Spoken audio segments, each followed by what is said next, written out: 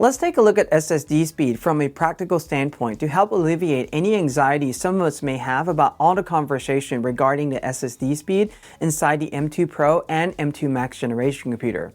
This is ArtIsRight. Before we start, subscribe if you're new and hit on the bell icon so you'll be notified every time I upload cool new videos like this.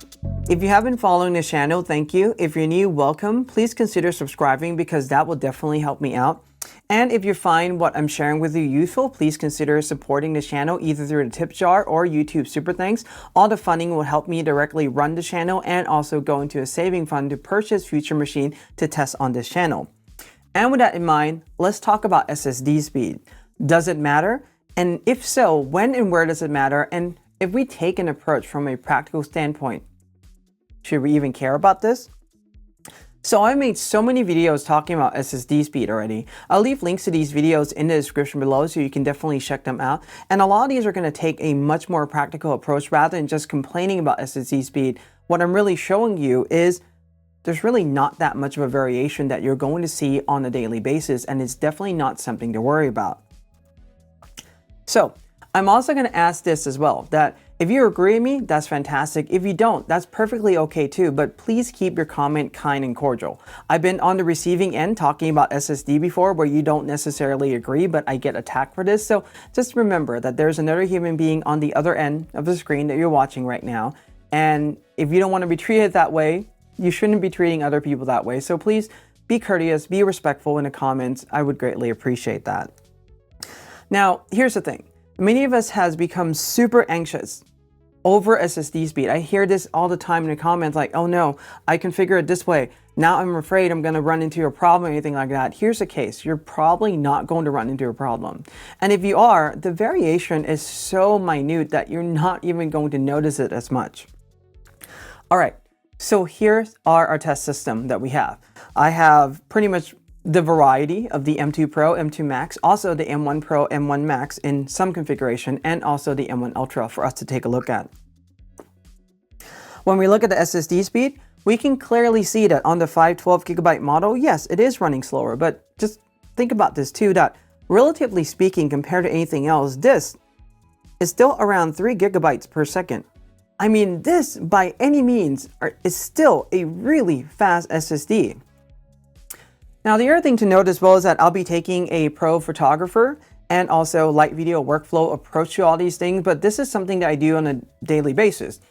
I photograph weddings, events, I also do architecture, so I deal with large files in large quantity. I have to get them out quick.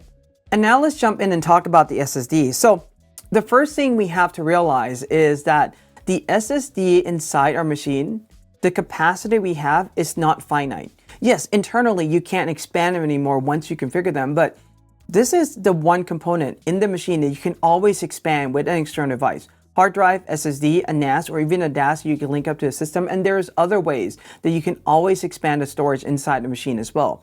It may not be as convenient as an internal built-in storage. However, you're not just limited to what is built into the machine. Now, we have to remember that these are modern SSD that, you know, everything is relative. And by modern standard, I mean, these are still really fast SSD, especially when you really think about if you're getting a machine a stock configuration, they're still more than capable of doing majority of the tasks that you really wanted to do. The other thing I also want to share with you too is that context matter. And we have a tendency to look at SSD speed comparison just going back one generation, which is, you know, maybe just a year or two. But if we look back not too far into, for example, the Intel Max, we can clearly see that, I mean, they're not really running that much faster. In fact, they're just coming up. They're just teetering the 3 gigabytes per second in the lower capacity, the 512 gigabyte models of today. This is the Mac Pro Xenon. This is with a 2 terabyte SSD. This is the one that I used to own. And this is the machine that Apple still sells today. Interestingly enough, right? There's a 2019 16-inch MacBook Pro, 2015. You can see the speed right there. They're running just at about the same, around 2.5 gigabytes per second. Again, those are really fast, but we never really talk about those generation with regards to SSD speed. And here's the other thing to just think about too. This is the Mac Mini M1 with 1 terabyte. It's running at close to 3 gigabytes per second as well. So with the 1 terabyte there and the 512, you're looking at about close to the same speed as the M2 Pro, M2 Max. All right, so these are the current generation speed again, just putting it up here to remind us where we are at and how far we have come. And relatively speaking, what we have today is a little bit better than what we have from the Intel generation and is more than enough for what we really need. So now let's take a look at SSD from the following perspective. Number one, bandwidth saturation and also transfer speed. And both of these goes hand in hand. So the first thing is, why do you want to get a faster SSD? Some have argued that this is really for transfer speed. Well, the main question I have to ask you then is, do you have capable devices, either the one that you're copying file from to your Mac or copying the file out from your Mac to an external device? Are those devices that you own right now capable of saturating the higher bandwidth that's available? Because let me simply put it this way. There are expensive SSDs, and these are one of them. These are the Thunderbolt variety that has like the read-write speed up to around 2800 megabytes per second. That's true. But here's the thing, unless you own one of these expensive devices, it will be very difficult for you to really saturate the bandwidth on these 3.5 gigabytes per second or 3 gigabytes per second 512 gigabyte SSD. The other thing we have to think about as well is that because of the capacity itself, you're going to fill this drive up in no time. Another thing to remember practically as well is the type of file you're transferring. If you have this 1 or 2 large movie files, it's definitely going to transfer faster. If you're transferring images, either RAW or JPEG, they're going to be much slower because they are much smaller files broken down into various chunks. Now, if you ever tried to transfer a Lightroom catalog, the transfer speed, it doesn't matter how fast of a drive you have, will drop down quite significantly. And the reason why is because inside the LR preview or Lightroom preview, even though you may see one files, there are so many different subfolders with so many little JPEG previews inside there that just really slows down the transfer speed by quite a bit. So when we're looking at transfer speed, really think about the type of files that you have as well, because that's going to play a role. Now, we really take approach of this from a creative standpoint. Where are most of our files originating from? Memory cards, from our cameras. But if we really think about the cameras that we have and the type of memory cards that's out there, for example, we have a CF Express that's around 560, no more faster than a normal SSD. And this doesn't even come to anywhere near the theoretical max transfer speed for even the 512 gigabyte SSD inside the M2 Pro and Max. Now, let's say you work with CF Express Type A. On this one, you have a read and write speed that's fairly high, a read speed of around 1700 megabytes per second.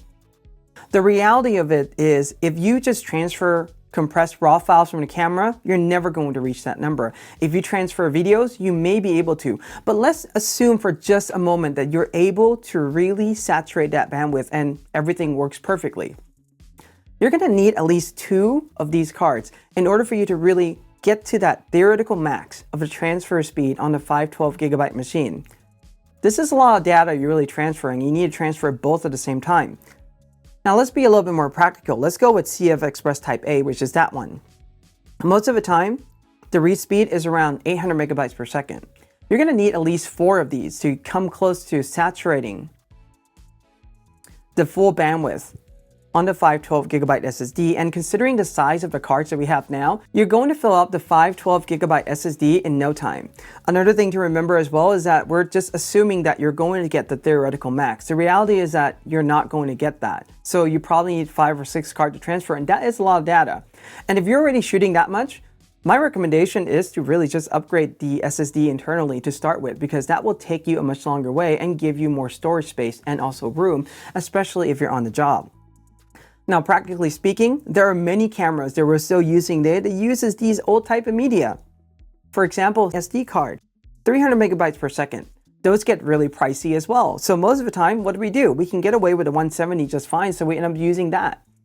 This does not come anywhere near the theoretical max of the 512 gigabyte SSD speed. That's around 3 gigabytes per second right now.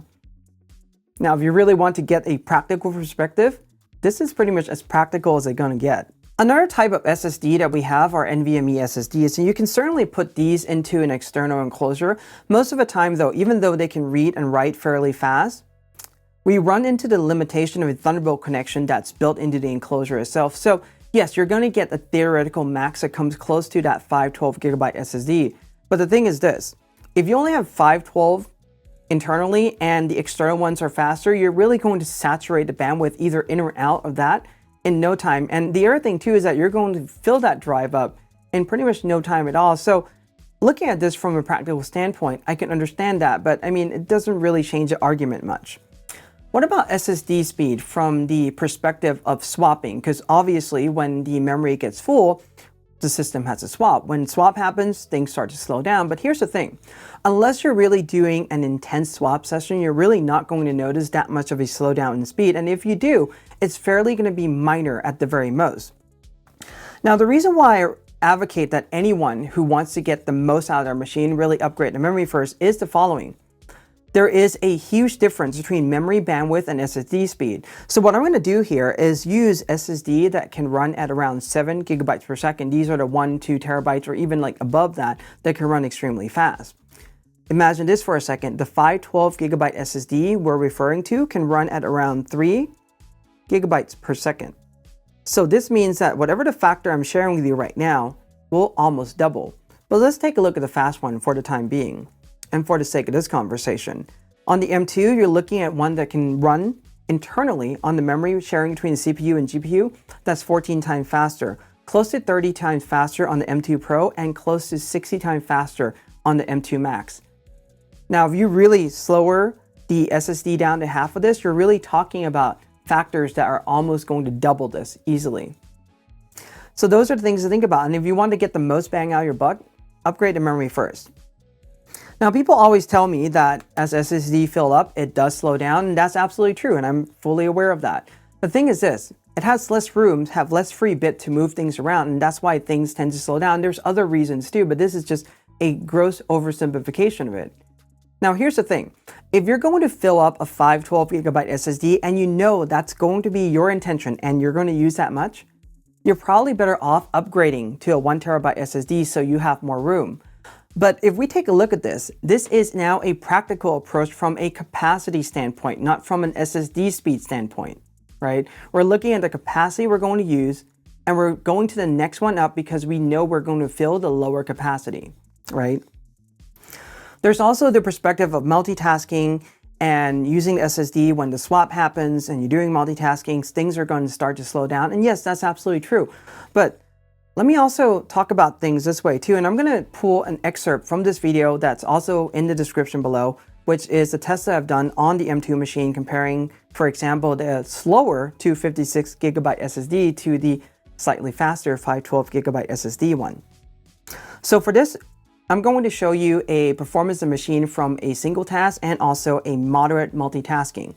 So 2 browsers open, Chrome, Safari. Each browser have 7 tabs, 4 static web page, 1 YouTube video. Both of these browsers are consuming around 3 to 5 gigabytes. It fluctuates because of video playing and everything.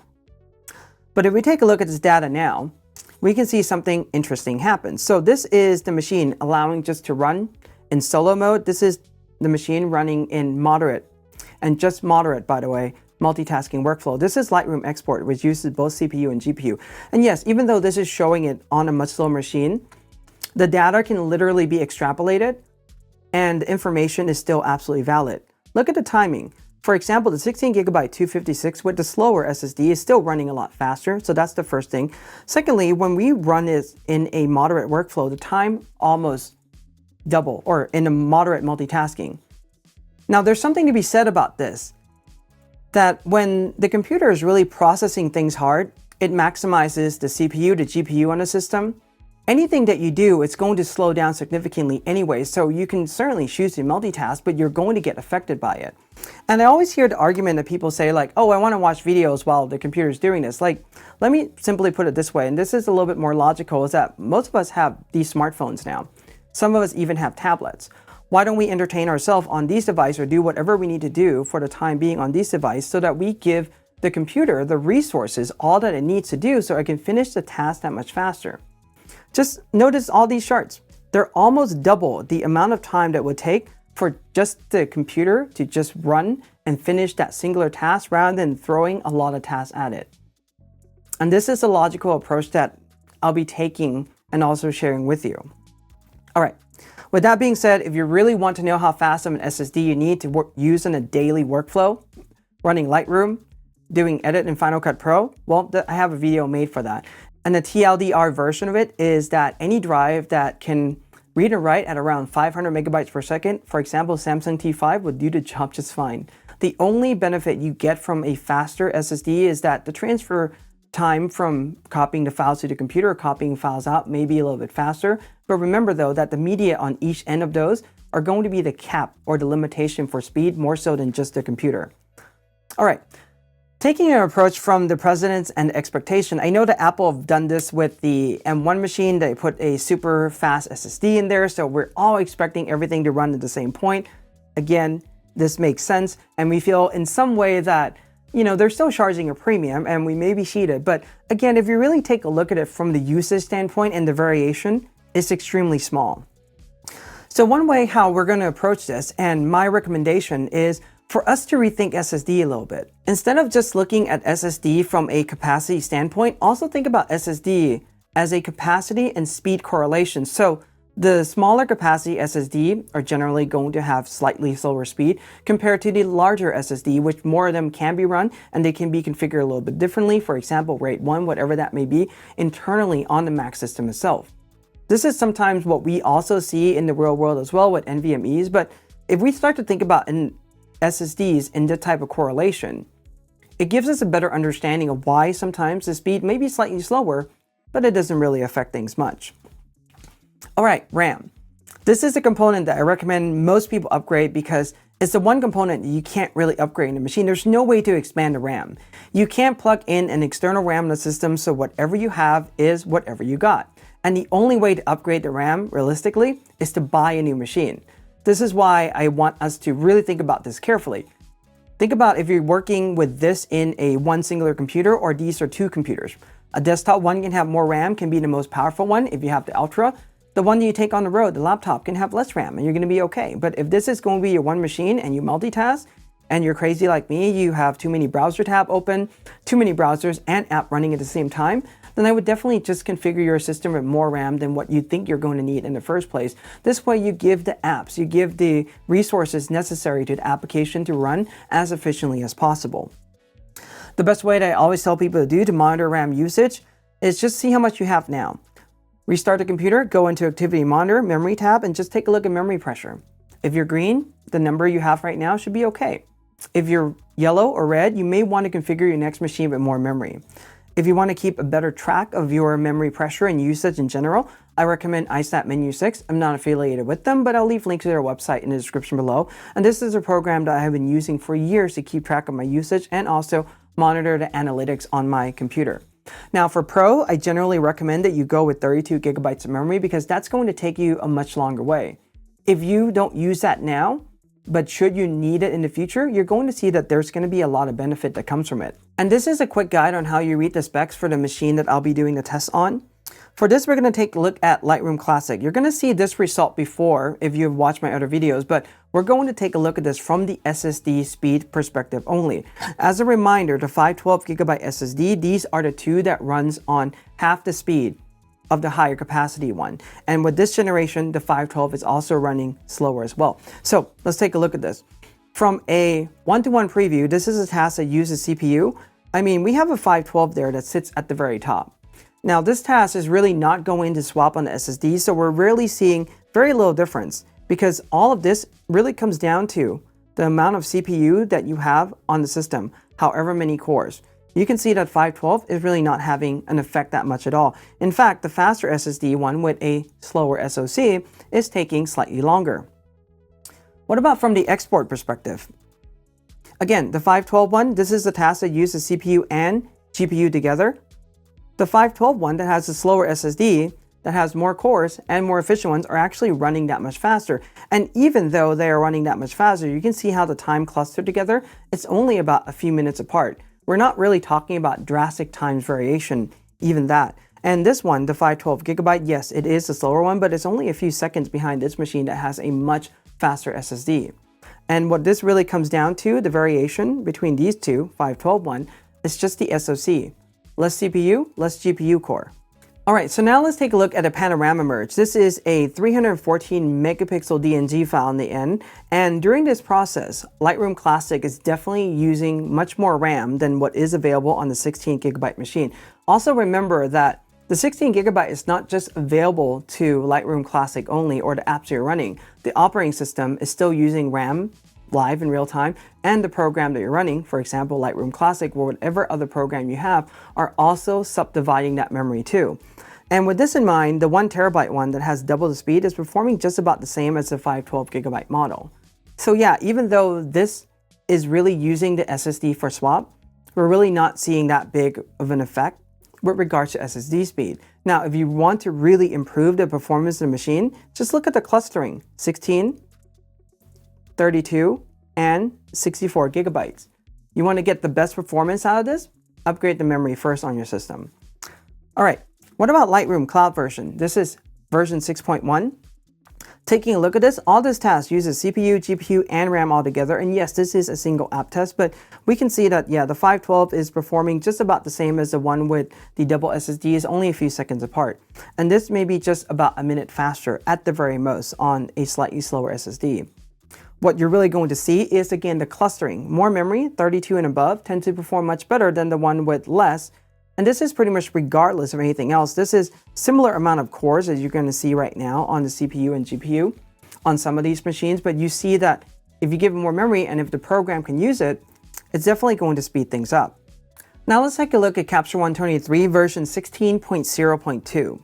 So for this task, rendering preview is a CPU-based task in Capture One, and it doesn't really spill into the swap on the SSD, and it barely uses the CPU resource on the system anyway. We can see that the 512 is clustering in both places, so it's really not that big of a difference. And the time variation, we're only talking about minutes and sometimes just only seconds apart.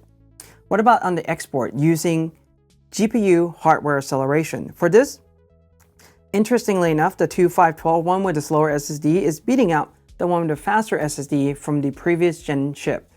Obviously, what's happening right now is GPU export. It's not really using that much memory, so it doesn't really go into swapping on the SSD. So again, not so much of an effect or variation. Now let's take a look at Photoshop. This is where we're going to have fun. I'm using Digital Lloyd chamber test, and 2 of his tests I'll run is the medium and the huge. All right, as a reminder, the 512 gigabyte one are the one that runs at half the speed of the higher capacity SSD on the system. Let's take a look at Photoshop Medium. This is a fairly large 15.7 gigabyte file. To put this in context, even if you, for instance, have a 60 megapixel RAW file from a camera, you expand that out into either a TIFF or a PSD, it doesn't really quite reach that file size. This file has a lot more going on for it, has many layers, adjustment, and everything else that cause it to go this large. And by all means, majority of us are not even going to work with a file this large. But if you do, this will give you a good context as far as how much the slowdown is on the one with the slower SSD. So obviously, the first thing is that we can see the cluster for the machines that has more memory on the system, 32 and 64. Yes, there is some time variation. However, we're talking about milliseconds, and that is, for the most part, not noticeable by human beings. But we're going to focus on these 3.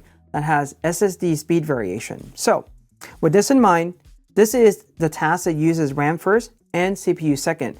Another thing I also want to point out is that this 15.7 gigabyte file is for the majority filling up the 16 gigabyte memory on these machine arrays. So yes, it definitely have to do a swap on the SSD itself. And with Photoshop, there is a direct swap, so it doesn't go through the system paging or anything like that. It just goes into the SSD right away when there's not enough room, and you can set that up as what they call a scratch disk.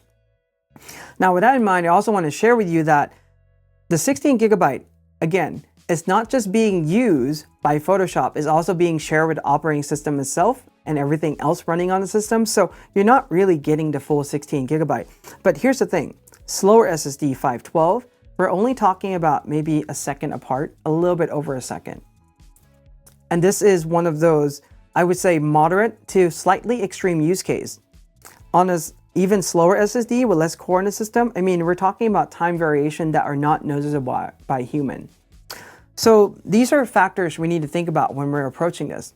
Does SSD slowdown show some effect here? Yes, but very minimally. We're only talking about a second. This is not really a big deal at all. All right, now let's talk about a Photoshop huge 56 gigabyte file. Not every one of us is definitely going to be working with this large file, and very few of us do. And if you are, chances are I hope that you already upgrade your machine to more memory and a larger SSD to start out with, because this is an extremely large file. We can see that machines with more memory are doing much better. In fact, doubling the amount of memory, going from 32 to 64, you're cutting the time by a little bit more than half. That's fantastic. But now let's take a look at the cluster on the bottom with 16 gigabytes of memory. The 1 terabyte one with the faster SSD that runs at double the speed is definitely helping a lot, but we're only talking about a minute and 7 seconds variation to the one with the slower SSD. So here's the thing. If this is not something you do on a daily basis, but you happen to buy a stock machine because that is the one that best fits your need, and you may have to do this every so often or just once in a long while, it's only about a minute and 7 seconds longer. Even in this extreme use case, it is still not that big of a deal.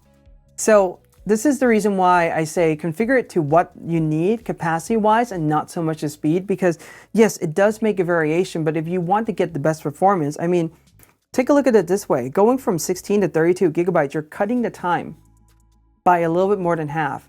And as you go from 32 to 64, you're cutting even more than that. Let's take a look at some of the variation. So this amounts itself to around 32% faster by going to a higher capacity, faster SSD. But if you upgrade just the memory in general, you're really talking about a 51% faster when we compare these two together. Now, this number is going to be a drastic difference as well if we really compare them, but I'm not going to do that. But we're talking about like 60-70% time variation. And when we compare upgrading 32 to 64, we're talking about a 56% speed improvement. So these are just some of the variables to really think about. And this really gives us a good idea as far as how you may want to configure your machine. All right, now let's take a look at Final Cut. This is encoder decoder engine, and I've put in this result. So here's the thing. If you work with video, definitely go with just either the Max or the Ultra. It cuts the time in half, but SSD speed doesn't really play a role as much on these tasks in Final Cut Pro or video work, just because when the program is really rendering these tasks and everything, it just dips down into encoder decoder engine. So regardless of SSD, you're going to be fine. And majority of the times, even working on 4K video like I do, the speed that it requires to stay and read and write on a system is usually around 150 megabytes per second to 200. It's really doesn't even come anywhere close to, for example, the 3 gigabytes per second or anything like that. So here's the thing. Most of the apps that we have right now does not know how to go in and utilize the faster throughput on these SSDs. On a day-to-day usage, you're not going to notice a difference. On the swap, a little bit, but you saw that already in Photoshop, for example, the medium and the large, that the time variations are in seconds or maybe just a minute at the very most. So here's the thing. If you want to figure out the best path to upgrade your system, here's the priority I'll share with you. And this is the one that's going to give you the best performance per the amount of money you're going to spend. First, it's going to be the memory. Second one's going to be the SSD. And third, I would say, is the SoC. Now, second and third, you can definitely swap them around, definitely depending on what you need and what you feel is more important. But if we take a look at this right now, true, memory is going to give you the best bang for the buck, but going to 32 gigabytes of memory is $400. But I still feel you're going to get much more out of this. You saw the time improvement in Photoshop. If you run multitasking, I mean, it's going to be a huge improvement, but just in that singular task, working on the large files, we're saving more than 50% of time when we're really doing that, comparing the two together. Now, you can also certainly go in and choose to upgrade to 1 terabyte SSD, which is half the cost, but you're going to get more bang out of the buck by upgrading to 32 gigabytes of memory. And this is the reason why I say we should probably put the SoC last, because you're really paying $300 to upgrade, for example, the base M2 Pro. You're getting 2 more CPU cores and 3 more GPU cores. You're going to see some variation, and if you need the top performance, I mean, there's the reason why that scaling exists. But if you really want to get the most performance out of your machine, I always argue, go with more memory, you're going to get the best out of it. So, how should you configure your SSD? I hope that this video guides your decision a little bit, that you should really consider SSDs from the standpoint of capacity and not so much speed. Think about how much you're going to use now, how much you need now, and what you may need in the future. And I would just configure it based on that. I wouldn't spend a lot of money on the SSD because, as you saw in the previous chart right there, I mean, as you start to go to a higher capacity, the price starts to jump by quite a bit. So those are just things to think about. Now, personally for me, I feel that for majority of the creative, if you can stretch it, upgrade the memory on the machine and upgrade the SSD to 1 terabyte, that is definitely going to be the sweet spot because you're going to get more speed that's already resulting from giving the machine and the app more memory. And if it should swap to the SSD, you also have a higher speed as well. But I know that many of us don't have the opportunity, and we have to really think about which component we're going to upgrade to get the most performance, because even though we may spend a few extra $100, that is something that we have to stretch. And that's the reason why I'm making this video, to clarify all this up, to help all of you out there. And as always, I believe in a point of diminishing return. I feel that the 1 and 2 terabyte is probably just about the max, at least for me anyway. Now, let me put it this way. If you have the means, if you can justify getting a 4 terabyte or 8 terabyte and spending that much amount of money, and that is worth it for your workflow, I mean, if you watched it to the end, thank you so much, but there was not really a lot of reason for you to watch because you know what you need already. But if you're really trying to decide about this or have anxiety about this, well, hopefully this definitely helps you out and help clear a lot of those anxiety out, that it's not really a big deal. And as I have said in the beginning, context matter and everything is relative. You got to really take a look at it. When someone is saying the SSD is much slower compared to what? Most of the time, they're comparing it to the previous generation machine. But as you have seen in the real-world practical workflow, it doesn't make that much of a variation. And also the other thing, if you're going to get the stock configuration, for example, a 512 gigabyte SSD, always think about working with things logically as well. For example, if you're running multitasking, you're subdividing all the resources, things are definitely going to slow down. So why don't we give the machine all the resources that it needs to just finish the task that much faster, so that the time variation is definitely the smallest one possible. Now, one more thing I want to say about the relativity is that if you're coming from an Intel machine, even getting the M2 Pro with 512 gigabyte SSD as the stock size, you're still going to do just fine, and it's going to be leaps and bounds better than the Intel machine that you currently already own. So everything is all relative, and always remember that and keep these contexts in the back of our mind as we're hearing all these complaints about SSD being slow on these machines, that it doesn't really matter that much. Anyway, I hope you find this content helpful. Remember to be kind in a comment, give this video a like, subscribe, and hit the bell if you're new, and in art we trust.